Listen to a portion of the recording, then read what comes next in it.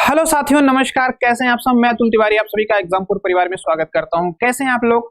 तो चलिए, मैं आज आप लोगों के लिए लेकर आया हूं बच्चों कुछ एक स्पेशल सेशन जो एग्जामपुर परिवार ने शुरू किया है आप लोगों के लिए, जिसमें हम जानेंगे एक महत्वपूर्ण ट्रिक्स, जिसमें कि अलग अलग जो संगठन है इनमें कौन कौन से देश इसके पार्ट हैं या इनके एक सदस्य हैं, जिनमें से अगर हम बात कर लेते हैं तो आज जो हमारा पहला संगठन है जिसपे हम बात करेंगे, चर्चा करेंगे, सार्क। ठीक है, सार्क की बात करें बच्चों की, सार्क जो संगठन है इनमें से कौन से देश हैं इसके सदस्य हैं, उनको कैसे आप आसानी से याद कर लेंगे, इनके बारे में आज हम लोग जानेंगे।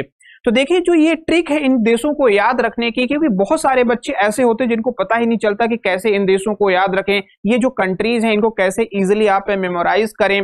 तो बहुत ही आसान तरीका है आप लोगों के लिए जो मैं लेकर आया हूं। बच्चों देखो, आप लोगों के सामने यहाँ पर 8 अल्फाबेट्स लिखे गए हैं जो किस फॉर्म में है, एसबीआई और पीएनबी एंड मा। ठीक है, एसबीआई, पीएनबी एंड मा की बात करें, ये 8 अल्फाबेट्स यहाँ पे आपके सामने लिखे गए हैं। और बच्चों ये 8 देशों के नाम है जो किसके सदस्य हैं, सार्क के कंट्री। सार्क अगर ग्रुप की बात कर लेते, सार्क ऑर्गेनाइजेशन की बात करें, इनके मेंबर कंट्रीज के ये नाम है। ठीक है, तो अगर आपसे जब भी बात करी जाएगी सार्क के सदस्य देशों की, तो आपको क्या याद रखना है, एसबीआई, पीएनबी, मा। क्या याद रखेंगे, एसबीआई, पीएनबी, मा।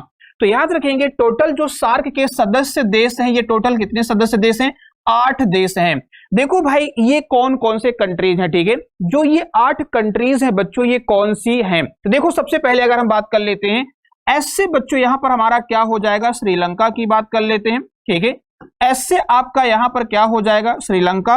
बी से बच्चों यहां पर आपका हो जाएगा बांग्लादेश। ठीक है, कौन सा यहां पे कंट्री हो जाएगी, बांग्लादेश की बात कर लेते हैं। आई से बच्चों अपना प्यारा भारत हो जाएगा, इंडिया, यानी कि भारत की बात कर लेते हैं। तो ये एसबीआई हमारा कंप्लीट हो गया। अब देखिए, बढ़ते हैं पीएनबी की तरफ। ठीक है, तो पीएनबी की बात करें बच्चों, यहां पे हमारा एक बैंक भी है, नेशनलाइज बैंक भी है, जिसे हम पंजाब नेशनल बैंक के नाम से जानते हैं। तो पीएनबी की बात कर लेते, तो पी से देखो यहां पर क्या हो जाएगा, पाकिस्तान। क्या होगा भाई, पाकिस्तान की बात कर लेते हैं। एन से बच्चों यहां पे नेपाल हो जाएगा। और बी की बात कर लेते हैं, तो बी से यहां पर क्या हो जाएगा, भूटान हो जाएगा। ठीक है, तो ये हमारा एसबीआई हो गया, यानी कि स्टेट बैंक ऑफ इंडिया से हमारा पता चल गया कि कौन कौन से देश हैं, श्रीलंका, बांग्लादेश, भारत।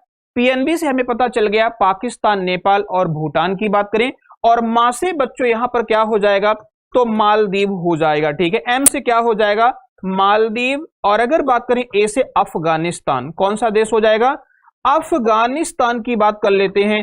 तो ये टोटल 8 जो देश हैं, ये सभी किसके सदस्य हैं, सार्क के मेंबर कंट्रीज हैं। ठीक है, तो ये जो ट्रिक है आप लोगों के सामने बहुत ही इजी है, बहुत आसान है, जो आप लोगों के आने वाले भविष्य में जब भी आपसे इन ग्रुप के बारे में, सदस्य देशों के बारे में पूछा जाएगा, आप आसानी से आंसर कर पाएंगे। ठीक है, तो सिर्फ आपको कितना याद रखना है, एसबीआई, पीएनबी, मा याद रखना है, ये सार्क के सदस्य देश का नाम है। ठीक है, बाकी ये मेंबर कंट्रीज है जो आपके सामने लिखी गई, इनके सभी के ये नाम है।